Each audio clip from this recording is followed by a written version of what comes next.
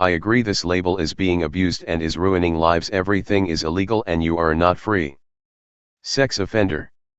Study shows impacts of a sex offender label. By Elaine Allen Emrich. Community News Editor. A teenager didn't like her mother's boyfriend. She accused him of touching her inappropriately. With no proof of the alleged assault, the man was arrested. Despite the girl later recanting her story, the man served prison time, still has an arrest record, and is now a registered sex offender on probation. This is one of hundreds of stories Tom Glaza, founder of Tri-County Counseling in Northport and a therapist treating sexual offenders, relates to public defenders and lawmakers when asked about life as a sex offender. I've not had one case where a person recanted their story and the person who was innocent was exonerated, Glaza said. In fact, when a person tells police or the state attorney's office the story is made up, they are told they could be charged with making a false report and face jail time.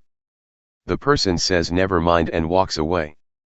It's the aftermath of that lie that can wreck someone's life.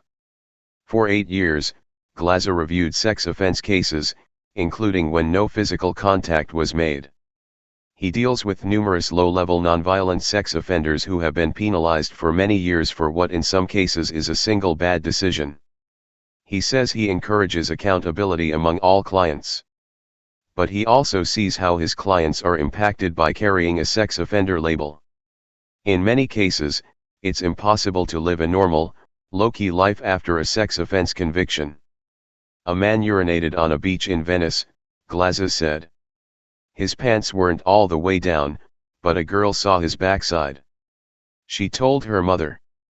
The man was arrested and convicted and had to register as a sex offender after serving jail time. He was also sentenced to 5 years probation.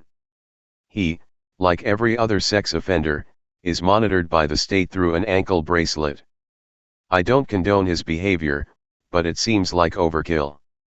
Glaza said another of his clients was in a Charlotte County bar when a woman bought him drinks. The woman was using an ID showing she was 21. He went home with her. They slept together. Registered sex offenders. Charlotte County has 247. Sarasota County has 447. Northport has 91 of those, about 20%, with 10 classified as predators. DeSoto County has 84. Source: Florida Department of Law Enforcement. In the morning, he was questioned by the 16-year-old girl's parents, Glaza said. They called the police and he was charged. Now he's a sex offender. But interestingly, the teen was never charged with having a fake ID or repeatedly buying alcohol at a bar. After years of counseling sex offenders and doing their assessments, Glaza completed his doctoral dissertation in 2014 on society's core beliefs about adult male registered sex offenders. He researched how society shapes attitudes and behaviors toward people with a sex offender label. He compared the core beliefs to what research shows. His goal was to present an objective view of life as an adult male registered sex offender. What's frustrating is Florida doesn't have a 3-tier system for sex offenders, as other states do, he said. Instead, Florida has a one-size-fits-all punishment for all sex offenders. A man who touches a child inappropriately gets the same label, jail time, and probation as a man who has sexual conversations with someone like an undercover officer or someone who downloads child porn. Each pornographic image counts as a felony and adds years onto a sentence. Fact is, about 2/3 of my clients are ordered treatment due to a non-contact offense like child porn or sexting, sending naked images over an electronic device, he said. Someone can murder a person, serve their time and have freedom of movement without the state monitoring them. But after a sex offender gets out of prison, he cannot live around anyone under 18 regardless of the offense. State Representative Julio Gonzalez, R. Venice, said he would consider learning about a 3-tier system for punishing sex offenders and predators. You are not going to get much sympathy on behalf of lawmakers when it comes to those who commit sex offenses, Gonzalez said. I understand there could be a difference between a contact offense, involving the non-consensual physical contact with a victim by sexual molestation, and non-contact offenses, downloading child porn. I have to see studies from other states that use the three-tier system for discipline and the impact to their budgets. I'm open to discussion, but I'm not sure about other lawmakers. Glazes says a three-tier system could help low-level offenders find better jobs and living quarters after serving their time. There are counties in Florida that restrict offenders from living 5,000 feet away from churches, parks, schools, playgrounds, school bus stops and daycare centers, he said. They are out of options, when coming to Sarasota and Charlotte counties where there's a 1,000 foot restriction. Research-based studies. Glazes said of the hundreds of local registered sex offenders he works with, only 2 have repeated the same offense. However, there's a strong belief that all sex offenders will repeat the offense. He said the issue is further complicated because criminal behavior is redefined from one generation to the next, in accordance with the laws and the social norms at a particular point in time. Sex offenders may seem to the public to be unknown, different, mysterious, and very frightening, Glazes said. There's also a belief that predators cannot be rehabilitated. It's not factual. It contributes to why sex offenders as a group are subject to social stereotyping and treated in a highly discriminatory manner. Glazes said there are major myths about sex offenders, including that they are a homogeneous group, once an offender, always an offender. Teaching stranger danger works in preventing sex offenses against minors. It's wrong because the majority of sex offenses are done by a family member, coach, or neighbor known to the victim. Sex offenders are violent criminals. The frequency of sex crimes continues to increase. Women don't commit sex offenses and treatment is ineffective. Glazes' research showed 1,121 adult male registered sex offenders were interviewed once on community control after being released from prison. Of those offenders, 54.7% lost one or more close friends, 47% were harassed by neighbors and strangers when they learned of the sex offender status, 45.3% were denied housing, 42.7% lost their jobs, and 39.3% were treated rudely in public. A number of the interviewees reported that they were overtly or covertly prevented from accessing health care and other social services. Some lost their jobs and became homeless, living under bridges in areas of Florida because it's difficult to find housing. Although the state allows sex offenders the right to attend religious services, the individual must report to the pastor that he or she is a sex offender, Glazes said. I've learned the person is told that the elders in the church voted to not allow the offender to attend services there. Glazes said, according to a 2009 study, the stigma assigned to male sex offenders frequently extends to their spouses, children, parents, siblings, and friends. One of my clients lived out of state.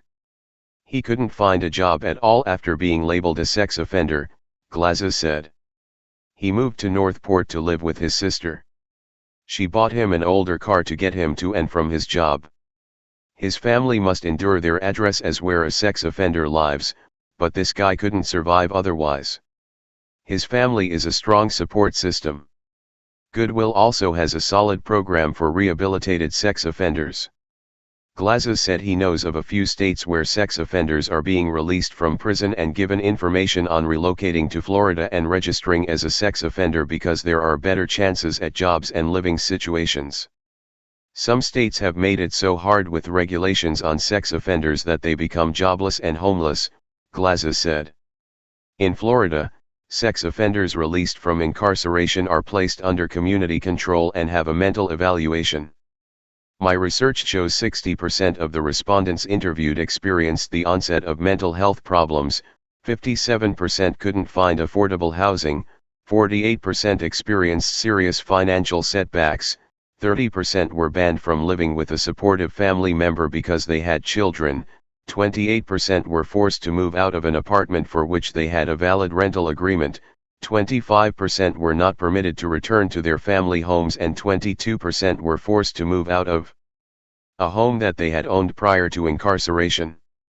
Sex offenders often can't reside in the household of a minor or live within 1,000 feet of places children congregate. Glazes said restricting housing for sex offenders who victimized a child is sensible, but the laws often apply to all registered sex offenders, even for nonviolent offenses such as indecent exposure. Glazes said sex offenders are required to have that designation on their Florida driver's license. He said that's prevented many of his clients from getting better jobs. He said the ankle bracelets must be monitored in real time, otherwise it can cause a violation of probation charge and new jail time for the sex offender. Some guys get fired because their boss doesn't allow them to go outside frequently to have their monitoring bracelet sync up with the satellite, if the signal is lost on a cloudy day while working inside a steel building, he said. I can't get a straight answer of who pays the $7 a day for the 10-year ankle monitoring when the person loses their job or is indigent. Female sex offenders get different treatment than men. Glazes' research proves male sex offenders face much more harsh consequences than females. In the few cases I've had where a woman was charged as a sex offender, she has been placed on a diversion program and after 2 years the charges were dropped, he said. In 1994, less than 1% of all incarcerated rape and sexual assault offenders were female, fewer than 800 women. The FBI reported in 1997, there were 6,292 females arrested for forcible rape or other sex offenses, constituting approximately 8% of all rape and sexual assault arrests for that year. Additionally, studies indicate that females commit approximately 20% of sex offenses against children, Glazes' research showed. Men are generally pleading to 5 to 7 years in jail with no contact with their children. Then they are on probation for 10 years and have a mandatory annual polygraph test and are labeled as a sex offender for another 20 years after they are off probation, he said. I don't see the fairness in that, especially because it rarely happens for female sex offenders. They are subject to an annual polygraph and mental exam. Women also have the upper hand in some cases, Glazes said. After a divorce, an already disgruntled woman was told by her child that her dad touched her, he said. Suddenly the father couldn't see his kids. There was no proof of abuse whatsoever. The man still took the plea bargain and served many years in prison. I hear it over and over. I read reports and listen to depositions and some of them are very questionable. Simply put, sex offenders are assumed to be worst of the worst. Email, eallen@sun-herald.com. What is a sexual offender? A sex offender is an individual who meets one or more of the following criteria: he or she has been convicted of a qualifying sexual offense in Florida or another jurisdiction including sexual misconduct, kidnapping, where the victim is a minor, false imprisonment, where the victim is a minor. Others include luring or enticing a child, where the victim is a minor, human trafficking, sexual battery, procuring a person under the age of 18 for prostitution, selling or buying of minors into sex trafficking or prostitution, lewd/lascivious offense committed upon or in the presence of persons less than 16. Video voyeurism of a minor, lewd/lascivious offense committed upon or in the presence of an elderly person or disabled adult, sexual performance by a child. Computer pornography, transmission of child pornography by electronic device/equipment. Selling or buying of minors, for portrayal in a visual depiction engaging in sexually explicit conduct. What is a sexual predator? A sexual predator is an individual who has been convicted of a sexually violent offense and has a written court order designating the individual a sexual predator, or an individual who is civilly committed under the Florida Jimmy Ree Sexually Violent Predator Act and has a written court order designating the individual as a sexual predator. More than just sex offenses. Many sex offenders suffer from mental disabilities and none of that is considered in sex offender cases, according to Tom Glaza, who does mental evaluations of registered sex offenders. Some suffer from bipolar disorder, schizophrenia, diminished capacity, and other disorders not mentioned during a plea bargain hearing, Glaza said. One positive experience I've had is Charlotte County invited me to speak to public defenders about the science behind sex offenders. They want to know what more can be done. I'm seeing some judges use more of a common sense approach in issuing punishment to alleged lower level sex offenses, like if someone is drunk and gropes a person at a bar. While it's unacceptable behavior, does it really warrant a sex offender label, 10 years of probation and an ankle monitor? How law enforcement tracks registered sex offenders. The Northport Police Department. By law, it is the responsibility of the local sheriff's office to report and monitor offenders, said Josh Taylor, spokesman for the Northport Police Department. The Sarasota County Sheriff's Office says they check offenders every 6 months and predators every 3 months. However, NPPD goes above and beyond what is required. Here in Northport we check offenders 1 time each month and predators every 2 weeks. Each patrol officer is assigned to 2 offenders to get to know, follow up with, and monitor. A small few of our officers are assigned to 3 offenders. In the lobby of the police department, a television screen shows the names and faces of registered sex offenders in Northport. Sarasota County Sheriff's Office. We don't want the offender to know when we are coming, so we do random checks to make sure they are following the rules, said Sarasota County Sheriff Tom Knight, adding there are 241 sexual offender and predator registrations living in unincorporated Sarasota County, which includes portions of Englewood and Warm Mineral Springs. We go above and beyond what the law requires. We arrest offenders when they move and don't tell us. We don't want to harass an offender, we just want to make sure they are living by what they are court-ordered to do. Charlotte County Sheriff's Office. When a sex predator moves into the county, the Sheriff's Office informs members of the community and the public of their presence within 48 hours, said Sheriff Bill Prummell. The office notifies licensed child care facility, elementary school, middle school, and high schools within a 1-mile radius of the sexual predator's residence. Additionally, community notification is done through flyers. The flyer includes the name of the sexual predator, along with a photograph and description of the sexual predator. Additionally, the flyer will include the sexual predator's current address, circumstances of the offense, and whether the victim of the offense was a minor or an adult at the time of the offense. The Charlotte County Sheriff's Office has an assigned detective to assure sexual predators and offenders are in compliance with state laws. Detective Kevin Montgomery conducts regular address verification checks along with scheduled registration interviews.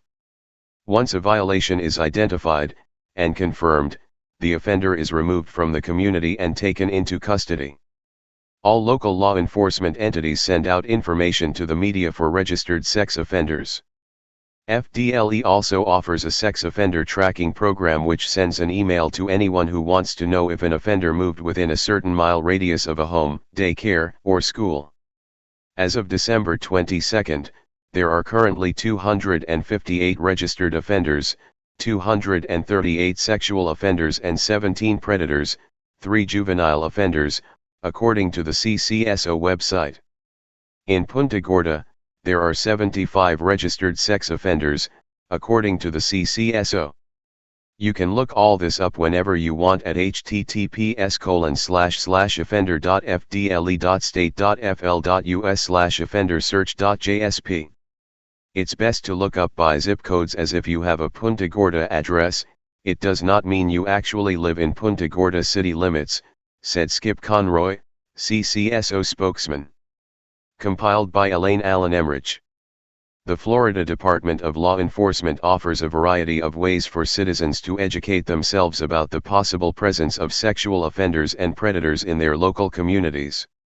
Visit https://offender.fdle.state.fl.us/offender/search.jsp. Provided by FDLE.